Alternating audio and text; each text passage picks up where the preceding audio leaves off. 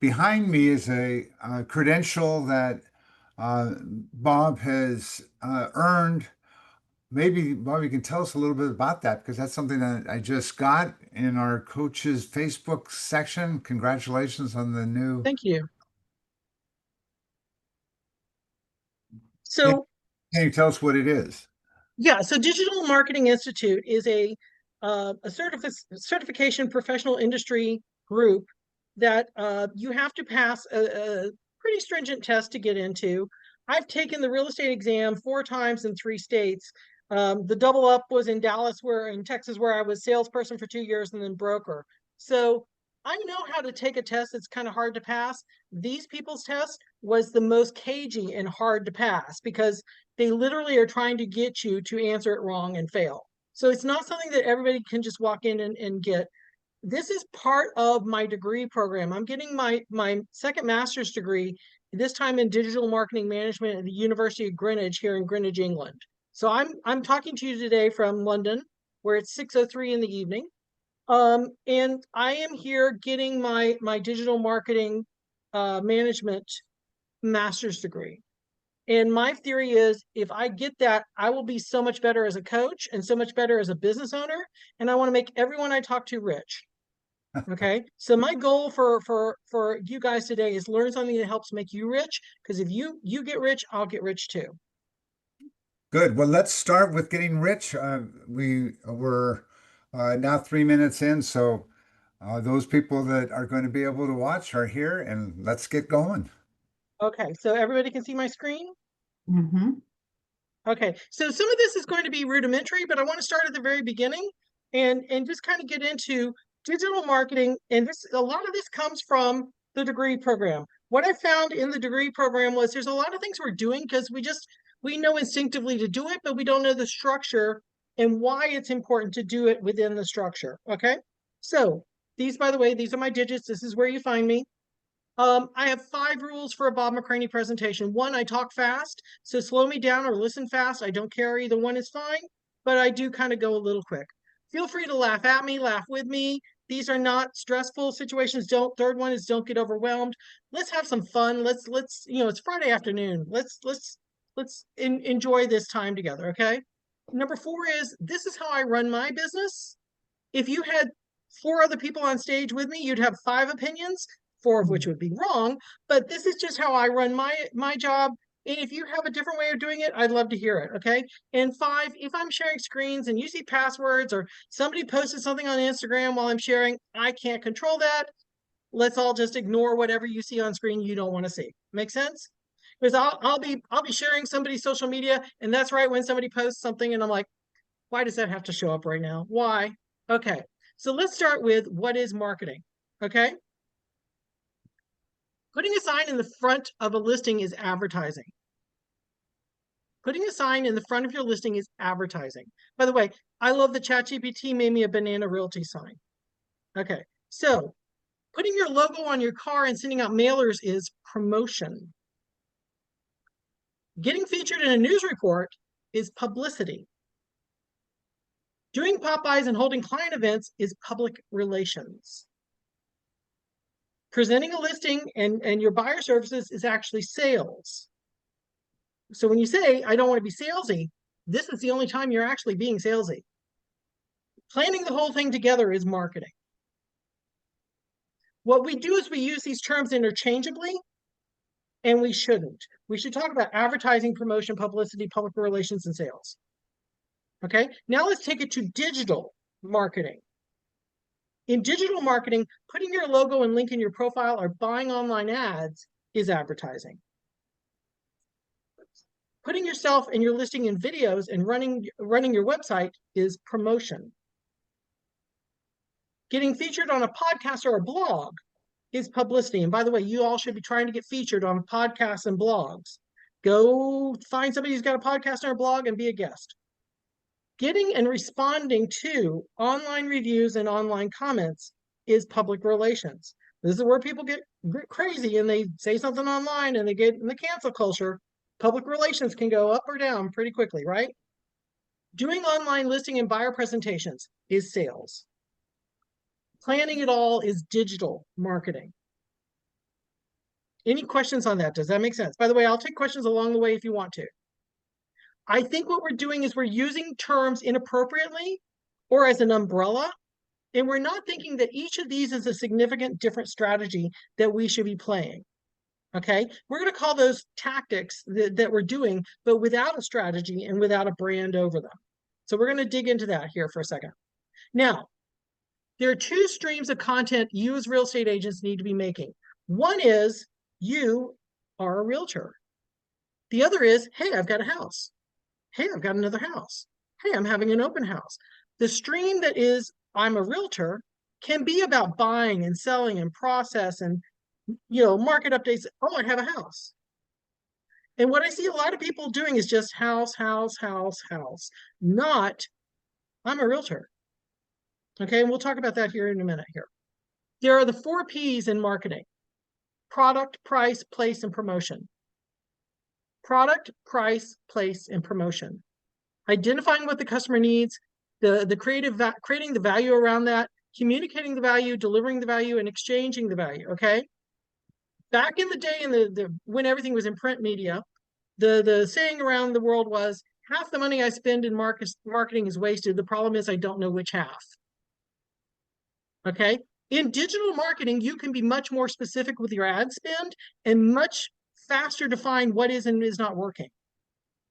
Okay. So the product we don't control because we're selling houses. Yes. The product of us, we do control, us as a realtor. So that's we can't control one of those two things we do. Price. We don't control the price that the listing goes for or what the buyer is shopping for. I mean, we can suggest the price for the listing, but we can't control it. We can control the price of our services. And I'm sure Coach William has been talking to you about commission compression and stuff like that. Place. We cannot control where the place of the house is. We can control the areas we farm and the areas that we work in. Okay. Promotion. We can control both of those. We can control how the house is promoted. We can control how our services are promoted. So there's 4 P's, and they apply separately to us as a realtor and the houses we sell. Make sense? Okay. There are types of digital channels we need to be aware of. Okay, this is where we're going to start segmenting out what we do intuitively into things that need some structure. Search engine marketing. Search engine marketing is your paid SEO, or I'm sorry, your pay per click and your SEO. Now, I need to update this slide because now we also have, ChatGPT marketing. We have AI marketing that's going to be really important coming in here. Social media marketing. Who here has an active social media channel in one of the 17 social medias out there? I need to see everybody's hand in the air right now. Diane has no social media? Okay, Diane, I see you. Gigi, get your hand in the air. Okay. Kyle, keep your hands on the wheel. Okay. Content marketing. Content marketing is our blogs. Content marketing is things that we write up and we put out there. Okay. Email marketing. You need to have email drips going out. Email marketing is still a relevant source of, actually, it's pretty good source of getting clients to retain, getting people over the interest level into the client level. Email marketing can be great for delivering that next listing that's just come on the market that they, oh my gosh, Deborah, let's go see this house tomorrow. Okay. Affiliate marketing. Affiliate marketing is Edward's got his lender who brings him a client. Let's all laugh at that because lenders never bring us clients. We bring lenders clients. We have that affiliate of and sometimes that affiliate marketing can be the people we know. Your mom was out at dinner and got her friend to come take you out and go look at houses. Video marketing. Who here is doing videos? I need to see every hand. But I saw that, Diane. I saw that. No. Okay. Video marketing is incredibly impactful. The largest sites right now are the ones that are doing short form video. And then mobile marketing is a way of harnessing where you're at and then marketing to people who are in that geo fence or that geo area. Okay. So understanding digital consumers. Digital consumers are always connected. We have this thing in our hand and in our head 24/7. By the way, let me tell you just real quick, this is $1,000 phone. This is not $1,000 pager. Pick it up, talk to people on it. I know the younger generation does not like to make a phone call, but it's a phone, not a pager, okay? The consumer is also info savvy. They value convenience and speed. They have a very short attention span right now. They expect personalization. They're influenced by social proof. Who's got your reviews online? Who's getting more reviews? Social proof is incredibly important. They are multi-channel and multi-device. They will find your Instagram today and your TikTok tomorrow, and they'll find one on your phone and one on their laptop, and they'll be multi everywhere. Okay. They have very short attention spans. So I said that twice because we don't remember that I just said it. Okay. They Okay. are privacy conscious. Thank you for laughing, Deborah. They're privacy conscious. They don't want you to know all their details, and they don't want you recording all of the details. One thing about living in the UK is we get asked all the time, can we track your cookies? And I'm like, no, you may not. And they're experience oriented. They want to feel good. They want to feel like when Gigi and Kyle take them out in the showings, they get a certain experience. When Diane takes somebody out and shows them around town, they feel a certain way. Okay. The experience economy is incredibly important. Okay. Small to medium entrepreneurs do not plan beyond day-to-day survival. I'm not looking at you when I say this. Small to medium producers do not plan beyond day-to-day survival. That's why we have, say it with me, a business plan that has a 5-year projection that Tom gets us to do every October, November, December. You should be working on your business plan. It's like when the Sears catalog would show up and you pick all the things grandma should buy for you. I want you to go through your business plan and plan out what your advertising is going to be. 72% do not take any action in response to future trends and crises because they know what to do. They've just always done it this way and they don't change. And that's not us in this room. We're all forward-thinking, open-minded folks. Okay. Now, next slide. We should set up a brand for each of you. We need to know why you're in business, what somebody's going to feel. What is your brand? Under those brands, we need to come up with strategies that relate to the brand. We need to have a persona that strategy should go after, and then the tactics that go under that strategy. Most of us are just throwing tactics at the wall, like, hey, I made a video today, and I went farming and passed out some flyers, and I'm doing an open house. Those are all tactics, and we're just kind of throwing them out there. But how do they line up with a strategy and support our brand? Does that make sense? Mm-hmm. Thank you. Because what we're doing is we're just throwing tactics out there and going, well, the open houses aren't working anymore. I think I'll go do this other thing. Great. How does that tactic line up with our strategy that relates to our brand so that people know why you're the person they should deal with? Hold on just a second. If I sell you this mouse or I sell you this mouse, they're both pretty much the same, right? One may be priced a little different. You may like the glossy color rather than the matte, whatever. They're pretty much the same product, right? They're substitutable. In real estate world, people think that one agent is substitutable for another. If Deborah's not available, I'm going to call Hannah to show houses, and Hannah isn't free, I'll go to, they're all the same mouse to people. We need to have a brand statement that makes you so unique that people will walk across 3 other agents to get to you. We need to have a brand statement that you can just say 1 or 2 sentences, drop the mic and walk away, and they will chase you to be your realtor. Okay? This is incredibly important, as opposed to just tactic, tactic, tactic. What is our brand? What are the strategies? And then line the tactics under each one. Okay. There's a graph here between awareness and purchase and emotional and rational. Who's read the Social Styles Handbook? Anybody? Social Styles Handbook, write that one down. It's an amazing book. Kay Fairchild, Coach K got me onto that. It talks about the analytical, driver, amiable, expressives. This kind of goes to that, and which type of marketing is going to hit each one of those better, okay? And we're going to cover this a little bit deeper on here. But this slide kind of goes to, yes. Say the name of that book slower. Social Styles Handbook. Okay, I got it then. Thank you. The Social Styles Handbook. It's a short read. It might be called a pamphlet more than a book, but it's probably about 40, 50 pages, but it will change how you think about those different. Now I've got some more slides down here in a minute. We can talk more in depth on that, but the type of advertising we're doing will hit differently with different people. So as Mhm. you're coming up with your tactics, think about where you want to hit. Okay. This will make sense when you figure this out. What is it that you want to do? Okay, well, where does that fall? Which icon of a person, which strategy is this going to line up under? Okay. So there are three types of media that we have. Okay. First is earned media. Earned media is what people say about us. Okay. It's our reviews, it's our word of mouth. We do not own it, but we can influence it. Okay. Then we have our owned media. Those are our own personal websites, our social media channels. We control the message and we control what goes on there. And then we have paid media that, if you're not doing ads yourself, you're paying somebody else to do them. We also control what goes on there. Okay. So one we don't own and we don't control, but we influence. Two of them we own and we have, pretty much full say over them. We need to think about using all three types of media here. How are you influencing your earned media? How are you getting that reputation out there? How are you asking people for the business? And then on your owned and your paid, what are you doing there to augment that? What are you doing to attract new people?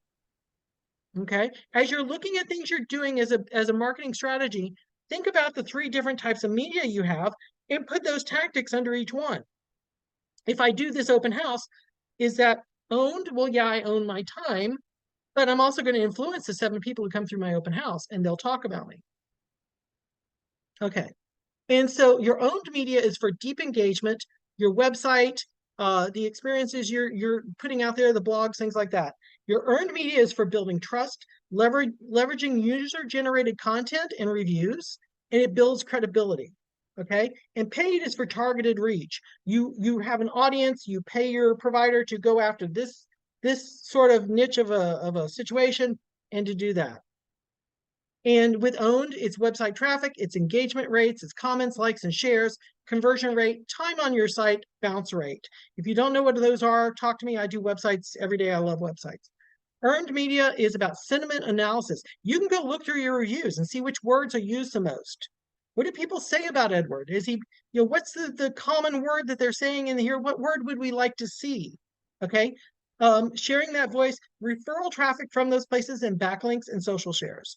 Okay. And then you have paid, which is cost per click, acquisition, return on the spend, click-through rate. Okay. This confusing little chart is the customer journey. This is how people get to see you. Okay. The customer journey may not start with something you own. It may be an earned media where somebody says, hey, I'm looking for a home in Topeka. And they go, Newport Beach. And they go, Diane is the person you should, your earned media paid off because Diane is the person you should go with. And a friend or some colleague brought you that person. Then they're going to look you up and they're going to find your advertising. Now, some of this earned media, some of this media is in the physical world. This can be a piece of collateral you created. This could be a billboard, something physical they can go see or touch. And then part of this journey is going to be in the digital.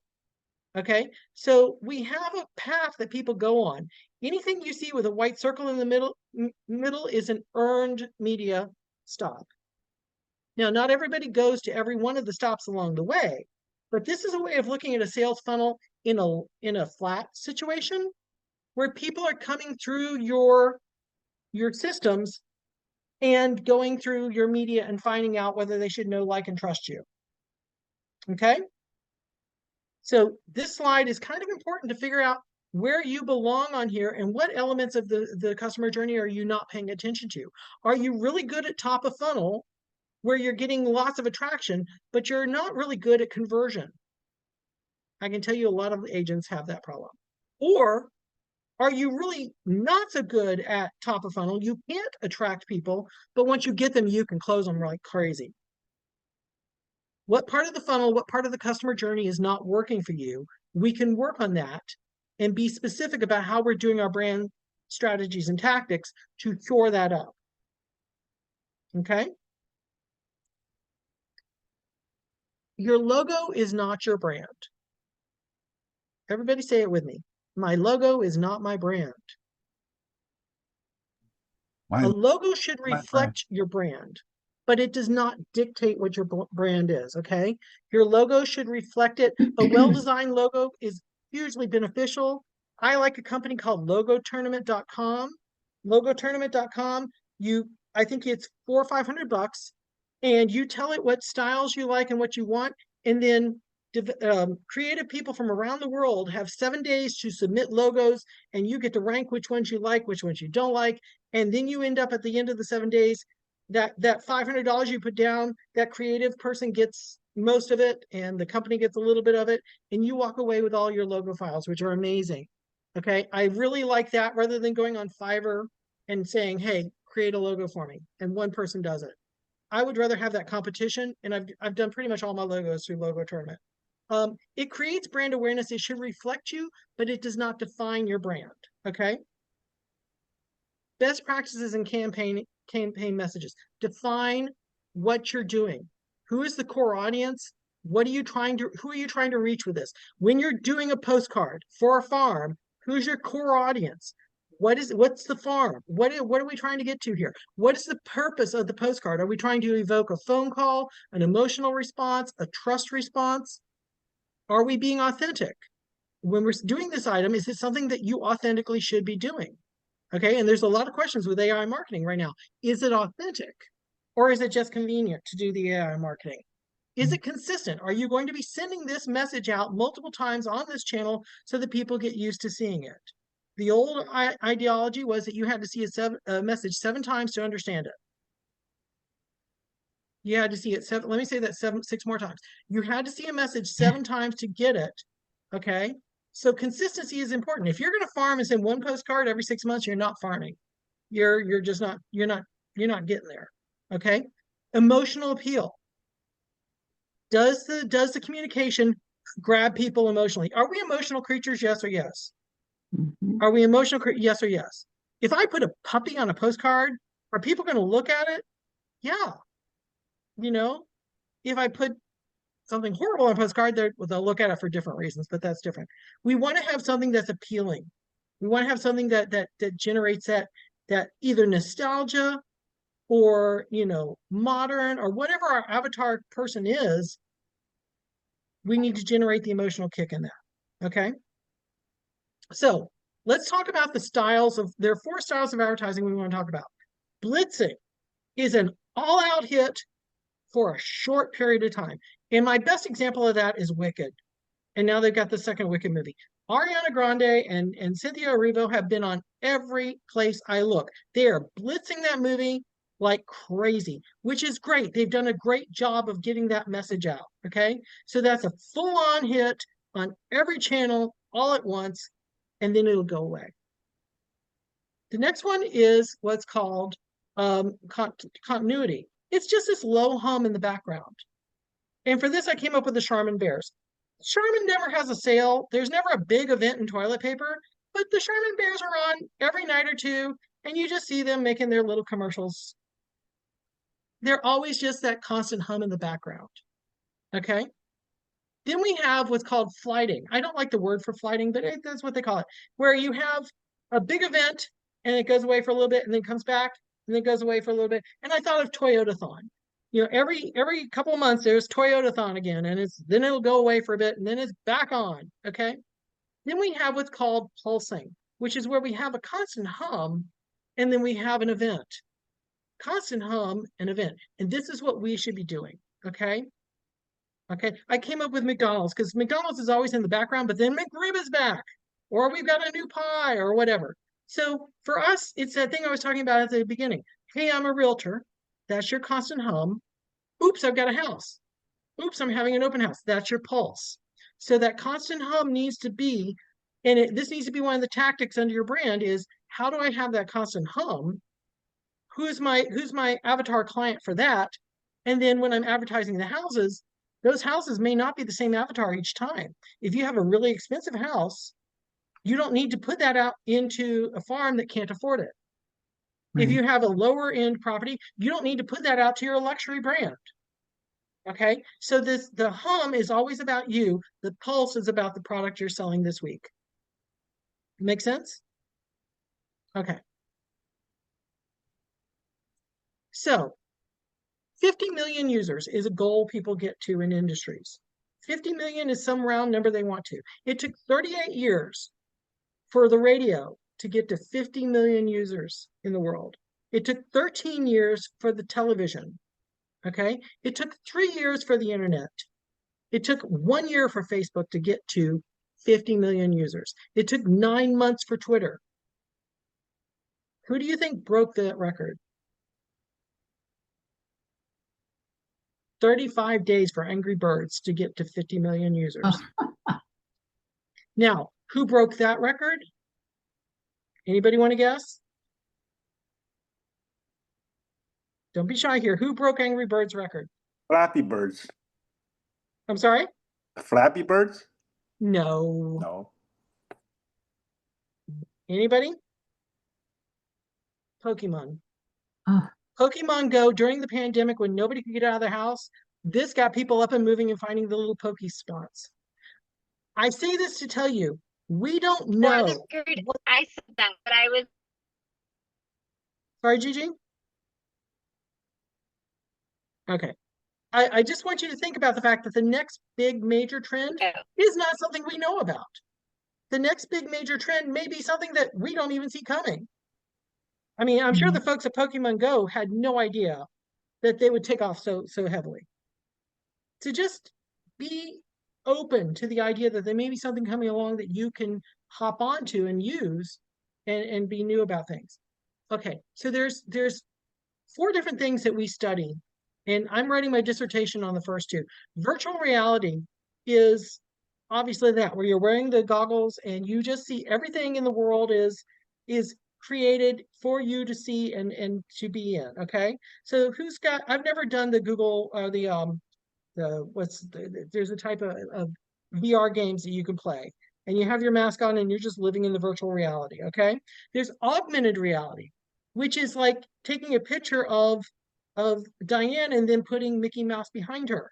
Disney World does this in some places. As you walking through, if you do certain things, characters will appear behind you or things will change, and so they're augmenting the reality you're in. Okay, there's the mixed reality, which is a combination of both of these. There's extended reality, which is like when you go to the Monet, the room where they're projecting Monet pictures all around you, or Van Gogh. These tours go around and they're just doing these projections all around you so that you're literally immersed into this digital domain. What will it be like when we can use extended reality to show a home? And they're standing in your office, whatever brand you're in, and you hit a button and that home is projected all around you. And as you walk around, the home changes. You don't have to take them to the house to show it. What's going to be the next wave of real estate where we can redesign a home, not just virtually stage it with furniture because the furniture you have is crap, but we can also change this wall, paint that color off. We can change the carpet. We can retexture the countertops. We can do certain things. What's going to be the next thing in real estate? I see something in the chat. Is it something we need to? Okay. Next thing here. There are 3 types of AIs that we deal with. One is a feeling AI. It learns from emotions and experiences, and it understands personalized relationships and is customer-centric. Okay. These are things like the little chat bot that you talk to when you have a problem with your, the company you want to deal with. Okay. Mechanical AIs learn repetitive tasks. They learn things that can be programmed. Okay. And then thinking AIs, they take data and derive new ideas from them. They take this is probably the ChatGPT, the Grok, things like that. Thinking AIs that come up with new things. Okay. By the way, I don't expect you all to know all these tomorrow. This is an example of augmented reality. I think this slide is slightly out of order. Who's done virtual staging before? Okay, I have 4 different virtual staging softwares. I'm comparing them. Part of that is for my degree program, but I just like looking to see what's the cutting edge on each of these. Okay. Would you buy this home if you knew it could look like that? What if we gave people not just using these softwares to stage the home so it can be shown? What if we used it to sell the home to the buyer and said, hey, you could make that ugly looking room into something like this. By the way, what if we changed the wall color And what if we put in something different? And by the way, here's the wall color you can go buy from Home Depot. And here's where the sofas can be bought from the furniture store. Here's a punch list of everything that's in this picture. What if we had designers come in and redesign the house and 5 designers compete and you pick one of those 5, and when you buy the house, you have the whole punch list. The designer gets a little share of something for designing the house and you go do the house the way it was designed online. What happens when we gamify this? What's the next level? That's what I'm interested in. Okay, virtual reality, this is where you're wearing the thing, and you've seen probably pictures online or videos online where dad's fighting the monster and punches the TV or falls into the wall because he's forgotten he's wearing these goggles. This is the immersive reality I was talking about. Who's gone to one of these? Has anybody gone to one of the immersive rooms? Okay, so they're doing it with famous artists, and you just walk in and you're just living in the paintings of Van Gogh or Monet or whoever. And it's just been this really interesting experience. Okay, so these are the components we talked about before: content creation and distribution, search engine, and now AI optimization, social media engagement. By the way, if you're not going and commenting back on everybody who comments on you, you're missing half the social engagement battle. Okay, it's a conversation. We need to not just be liking, we need to be talking. Okay, email marketing, pay-per-click, influencer partnerships. We're going to cover that in just a second. And then interactive content. Hey, what do you think about this room? Hey, what do you think about that? By the way, write this down. This is a good Facebook hack. Testing the algorithm. Let me know if you see this. Testing the algorithm. Let me know if you see this. People will comment on that, and then you go comment underneath, oh my God, thank you for letting me know, or, oh, thanks, I really needed to find out. If you just post that one sentence and train people to start coming to your site and answering questions, you will get much better connections with people on social media. Okay? Well, let's talk about influencer partnerships. Almost everybody has in their city a chat group or a mom's group or some sort of group where they belong, a garden group or a garage sale group. Okay? Newport Beach moms, Newport Beach chatter. Find those groups. Find the chattiest person in that group and take them to coffee. Find the person who posts every day about the lost dog or the kids, whatever. Find the person who's the chattiest person in that group, take them to coffee, friend them. Who are they going to talk about next? They're going to talk about you. That's a micro influencer situation. Okay. What we think of as influencer would be like hiring Brad Pitt to stand up and talk about Texas Pride Realty. Well, if Brad Pitt ever did that, I would fall over dead. But, he's welcome to do it if he wants to. But we can find smaller influencers who have areas in our city or our town that they can talk about and bring people to us. So I want you to think about who's an influencer in your world that you can then get to know better. You can help them along the way and they can help your business. And I don't think we think about influencers enough in this industry. Okay. Now, this is a history of social commerce, different than being just on the web and having a web store. Social commerce started when Facebook started selling things through Facebook. Okay. Then they came out with the buy button. Instagram launched their shoppable posts. TikTok shop. Okay. Who's bought anything off of the TikTok shop? Okay.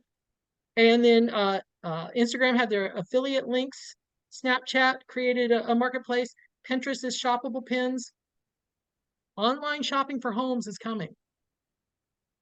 Online shopping for homes is coming. Think about these, okay, you bought a blouse on here, or you bought some Christmas, stuff. What's going to happen when we list homes on this? How are we going to be the next influencer? Okay. Think about that. Now, who's seen a sales funnel before? I think everybody probably has seen a sales funnel. Put your hands in the air like this. Okay. Top of your fingers, you need 1,000 people. To get 100 people to answer to sign in, to get 10 people to answer the phone, to get one person to buy a house. It is not a sales hallway where one person enters and one person buys a home. You need a lot of people at top of funnel, okay? So that's the lead attraction stuff that we're doing. We're trying to get people to actually register. For me, it's register on my website. But we need people to register because the awareness phase is I'm literally shaking look at me over here. I'm trying to get your attention. Interest is where you've looked at me. Now I need to say something that you crack with and you agree with. Decision is, hey, he's kind of funny. He looks okay. I'll work with him. We don't then get we get them down to the client phase. This is where we actually do the work of real estate, which is where we show houses and write contracts and try to get a deal done. We don't get paid till blue. We are a volunteer for everything above the funnel till blue. We get paid a commission when we close. And then we have retention. Okay. I want you to think about this because retention, by the way, is incredibly important because it costs 5 to 25 times more to get a new client than it does to retain an existing client. Your social medias will help you with your awareness, your interest, and your retention. Your social media will help you with awareness, interest, and retention. Your website will help you with every step along the way. Okay, I put every brand of website company I could fit on this thing because I do have my favorites, but I'm not going to go into that. That's not what this presentation is about. Your website needs to be the center, and your socials need to focus people back to your website so that you register them, you drip on them, you communicate with them, and they see houses. Because what are they coming to us for? They're coming to us for a house. They're not coming to see you because John's a great guy or Edward's really cool. They're coming to find a house. They will get to know you later. Get out of the way and get the houses up to them. Okay. Now, let's get into the social styles handbook. There are analyticals. Analyticals love charts and graphs. They don't make a decision until they know exactly how it's going to go. They get very frustrated if you make snap decisions. When they're mad at you, you will never see it coming. They will plan your demise. They have analysis paralysis. They never really get started because they're still planning. Okay. Drivers, exactly the opposite. Quick decisions. We come across as rude. We've already decided. Just do that and don't ask me any more questions. I don't want to talk right now. And I'm always planning things. I'm always just moving. Okay. Expressives. Oh my God, I love talking to you. Let's sit down and have some more wine. I want to hear all about your vacation. Tell me what's going on with you. I really want to get to know you. And when I'm mad at you, I'm going to explain to you in great detail what you did. And then I need you to mirror it back to me and tell me so that I know you understand me. Amiables. I don't know, wherever you want to go to dinner is fine. I just want to be in the middle and be hugged. I don't want conflict. I just love to be loved, and if I'm mad at you, I'll tell my friend, so you should know that you hurt my feelings, but I don't want to talk about it. Okay. Where do you fall on this? Where does your spouse fall on this? Where do your buyers and sellers fall on this? You should modulate your personality to the other person. If you're dealing with a driver and you're an amiable, give the driver 1 or 2 decisions to make and let him go. If you're an expressive, do not sit there and chatter in an analytical. You will bore them to analyticals. Just hand them the charts and the graphs and let them go off and look at them. Okay. Whatever your personality type is, be changeable enough that you can deal with somebody who is your opposite. I'm an expressive who goes driver in a stress situation. Okay. I always end up in a relationship with an analytical. Drives me crazy. I don't know why, but it's just the opposites to attract. You will go up or down, left or right. So I'm an expressive who goes driver in a stress situation. It's very rare that you go diagonal. Now, we all have a little bit of each, but you have dominant situations. Okay. What drives me crazy is when I'm with an expressive who's even more expressive than me and I don't get to talk. That just drives me nuts. Okay. I want you to think about the fact that each of these social media platforms are set up for a personality type. Each of these, we are forcing people into Facebook, TikTok, and Instagram because they're the big ones. But you may be really good at Pinterest. You may be really good at Meetup. You may be really good at one of these other platforms that are out there. Okay. By the way, as our country has struggles, which it's probably no news right now, we have struggles.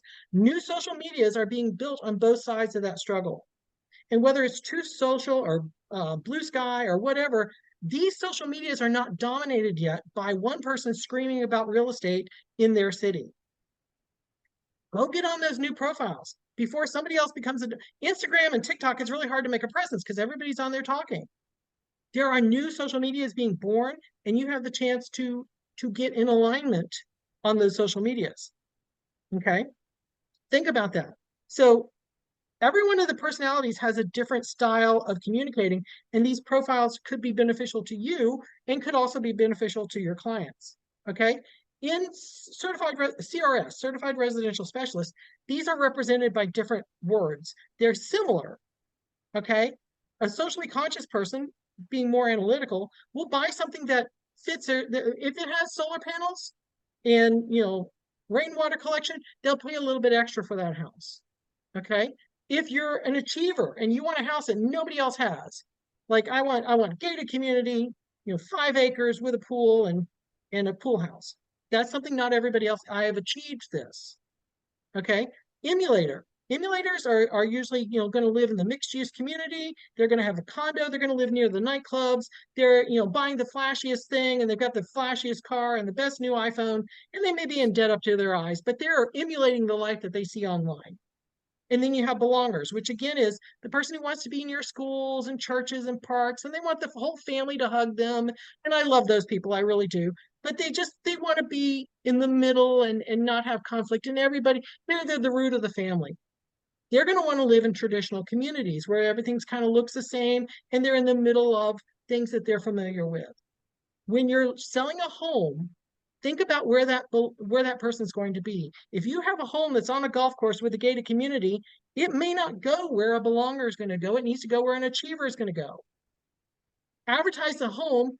If you have solar panels and water collection, advertise it where the socially conscious folks might be. Think about, as you're doing your marketing, what type of property are you doing? Where does it belong in your tactics? Does it really belong on YouTube when it might really belong on Pinterest? Thank you for attending my TED Talk. Any questions? Hi, Bob, can you hear me? Yes. All right, thank you very much for the presentation. We've had good attendance, and I really did have a bunch of pearls that I wanted to ask about. I encourage everybody to ask questions because we have a few more minutes, but I really liked your thought about the logo tournament. Could you apply the same thing to the designers that you're talking about? Pay somebody to When I write that site, yes. That site doesn't exist yet. That's an idea of a site. but that would be a wonderful way to get 5 designers to go ahead and give you 5 different looks for that plan. Absolutely. Absolutely. Yeah, because there's a new world being created with this AI and augmented reality, and we don't know where it's going to go yet. Good. And that's what I love about being in this group in Tom Ferry, is that, not to shine Tom up, but this is where we're going to hear about it first. Uh-huh. Yeah. Any other questions?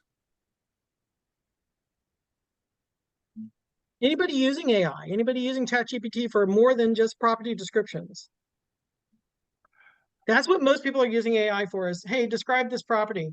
Okay, that's great. What else can we do with it? And we have Revit AI to add to it that's Yes. real estate specific. And actually, with real estate descriptions, if you add a photograph to it, then that gets included in the description. So that's something that came up with a really plain 70-year-old track house that I've sold actually for the third time. And I put the photographs in and it came up with a description that was just gorgeous. So I used it and Excellent. sold in 8 days.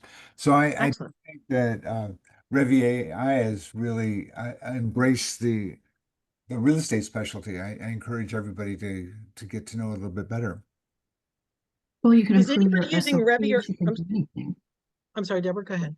You can do your SOPs. You can do anything with it to help you time Mhm. save or refine it even, because it looks at it a little bit differently than you. It's not always perfect, and you have to fix it and change it, but it's a good start. And remember, there are 4. I mean, Revit is obviously what we're using in Tom Ferry. There's ChatGPT, there's Gemini, there's Grok, and there's Claude. Each of them are competing to be the largest. It's like beta versus VHS, but if you're old enough to remember those days. We don't know which one is going to, if you don't remember beta and VHS, ask your folks. It's going to be that level of competition, because this is the new search engine. This is the new way search engines will go. And we want to compete and we want to have people. So we need to teach those systems about ourselves. We need to teach those systems about our marketing and our website. What is our brand? What is our tactic? And we need to have that ready to go on each of these 4 engines. John and Hannah, you've been doing a lot with AI. Do you have any input, questions of Bob? Because he's been really focused on this topic.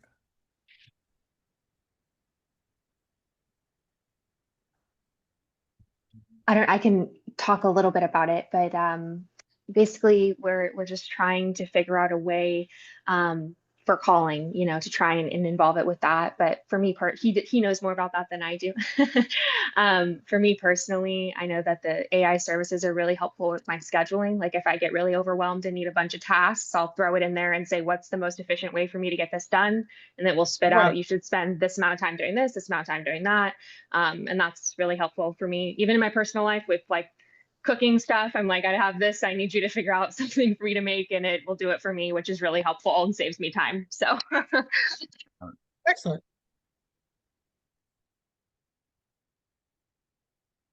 Anybody else have any questions? I have a quick question, Bob. Where do you Sure. see all the existing AI platform? How they're going to compete? How they're going to differ? If there's going to be one sole winner, what do you foresee? What that sole winner? Oh my God, if I had that crystal ball, I wouldn't be sitting here. If I had that crystal ball, you might as well ask me the lottery numbers for tomorrow. I honestly, look, okay, so ChatGPT is now owned by Microsoft. Gemini is owned by Google. Grok is owned by X. Claude, I forgot who Claude is owned by. William, do you remember? Don't remember. Okay, these are not small players. These are not small players. They will probably all have some variety of each other going on for a long time. There will be a dominant, just like back in the day, it was Alta Vista was a search engine, and then Yahoo, and then this little search engine called Google came along and wiped them the hell out. But these are not small companies, and there's a lot of stuff that's going to happen, and I have no crystal ball on that. So my theory right now is let's play in all the sandboxes we have time to play in. I think ChatGPT is ahead right now. I think Gemini has options that where it brings in, hey, I'll make a spreadsheet for you and it uses Google Sheets, or I'll make a presentation for you and it uses Google Slides. So it's or here's 7 places you could go and it makes a map for you, Google Maps. So it's bringing in its own products within the product family into its responses and its work. I don't know Grok well enough yet. It's still fairly new. And then Claude, I've had very little time on that. So I think there will be, some sort of dominance, or like one will be really good for imaging and one will be really good for audio visual, and they will specialize. But honestly, right now, I have no idea to tell you that'll be the one that makes it, or this one will just fall off. Yeah, and I have Like go buy stock.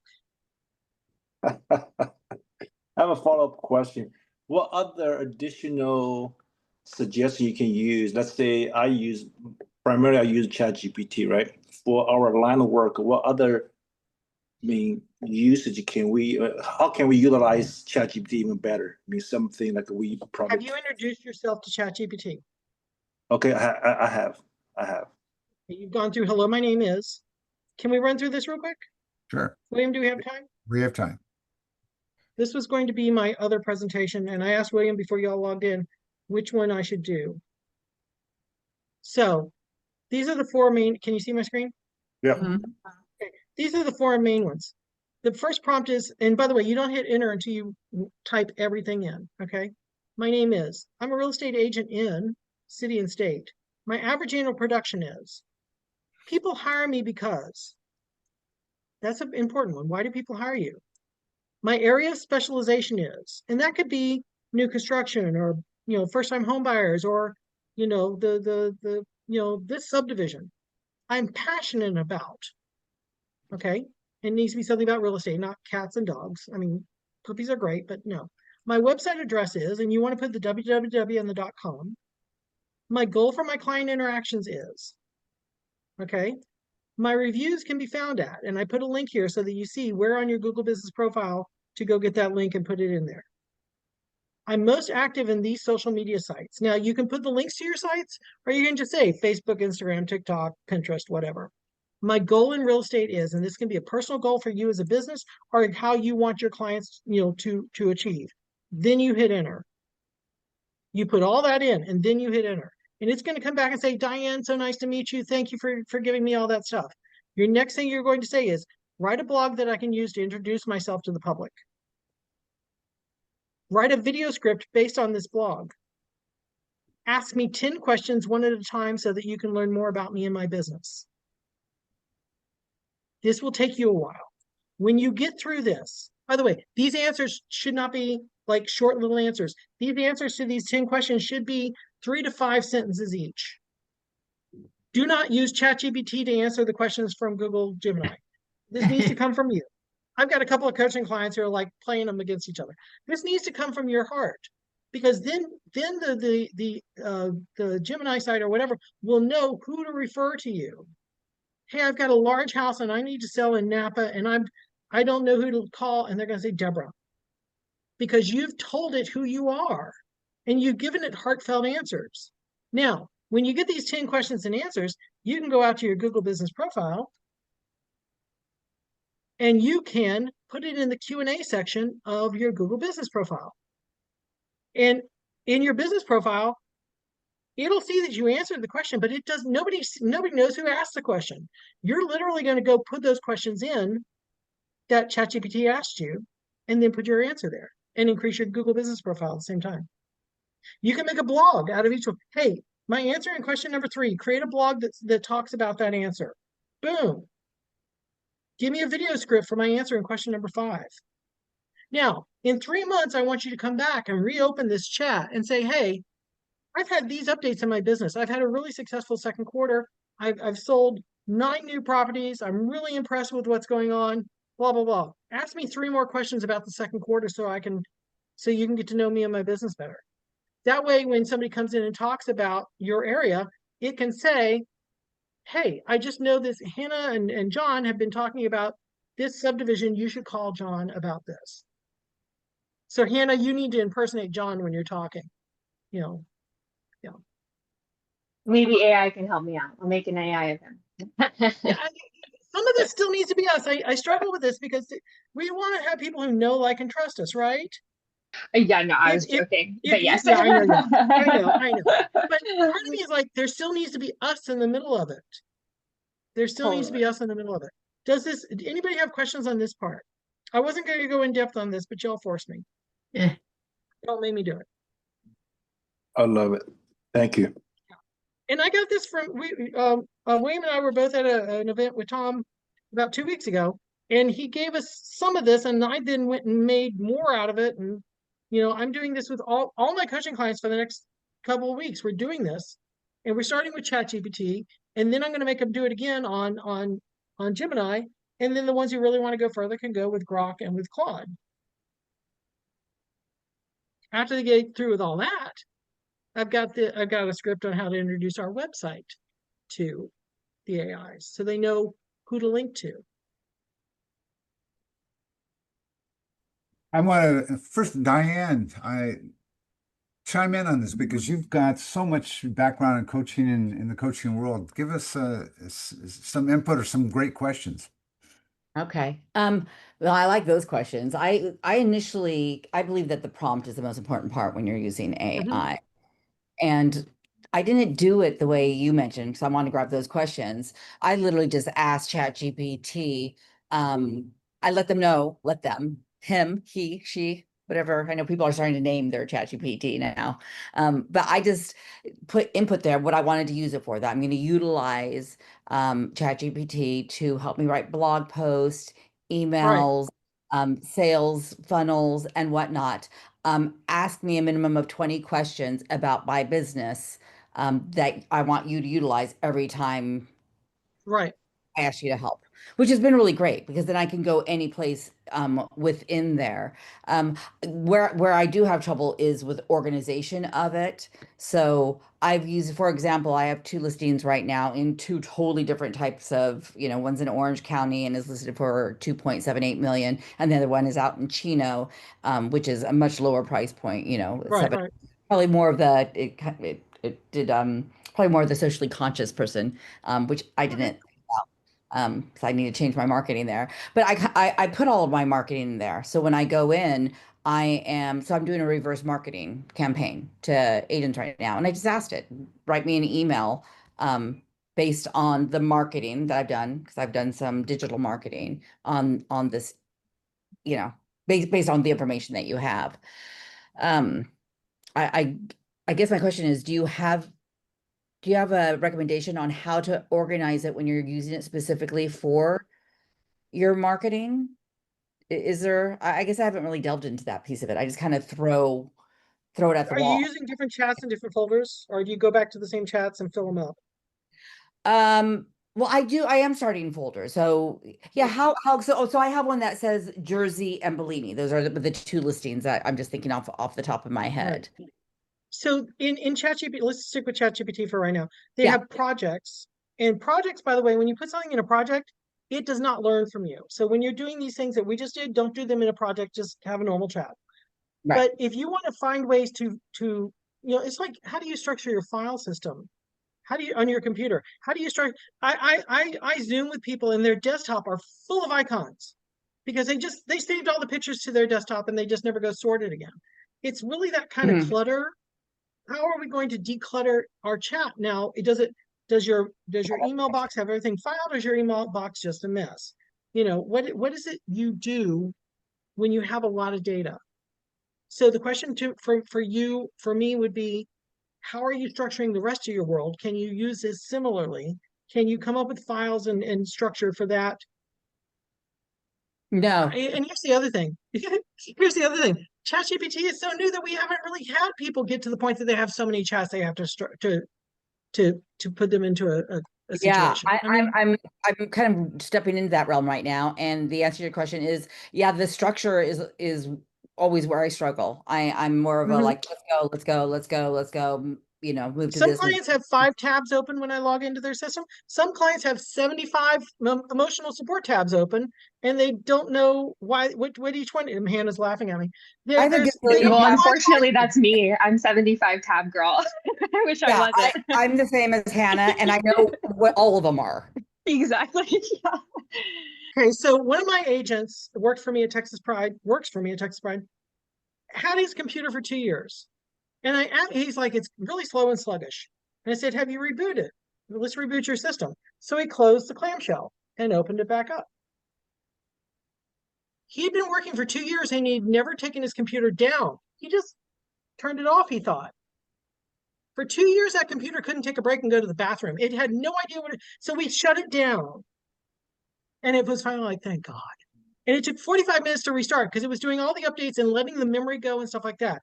If we don't have our desktop and our file structure and our ChatGPT in a way that is functional, it's really getting in the way of our business. Okay? Who here cooks? Does anybody cook? I don't cook well. I'm horrible at it. Do you take every pot and pan and dish? Do you take every pot and pan and dish and put it on your countertop before you start prepping? No, you need that counter space. But you treat your computer like you need everything out in front of you, and you wonder why the computer is like not responsive and not slow, because you literally pulled out every dish and pie pan and put it on the countertop before you started prepping your chicken. Close your computer down, let it rest. Take your chats, let's find folders for them, let's find ways we can do certain things. I don't know what those answers are because my chat isn't full enough yet. Although I do have like several months worth of chats, I have not thought about trying to organize them. Although I do go back a month or two and find a chat that I was doing something in and update it and get more stuff with that. Yeah, that's right. I need to spend a little bit of time there before it gets so cluttered that I don't know where to find what. I like utilizing it, and I utilize it for blog posts, emails. Sure, I do the occasional listing description, but I'm more in the I'm running a luxury expired listing program right now. Help me create the workflow for that, and right. And then I'll use the same thing. Okay, now duplicate it for old expired luxuries. Okay, great. Now I'd like to do a non-expired luxury. So I'm using it in that capacity a lot. And now I'm expanding from there, you know, okay, I got a listing there and I want to market it. And this is about the neighborhood. So I want to be able to, I want to have some sort of workflow within there and know where everything is to make it more. And yeah, I'm using ChatGPT primarily, Perplexity as well, more for like deep research stuff. Okay, guys, I gotta jump. Yeah. Nice to see you all. Take care. Thank All you. right. Thank you Right. all for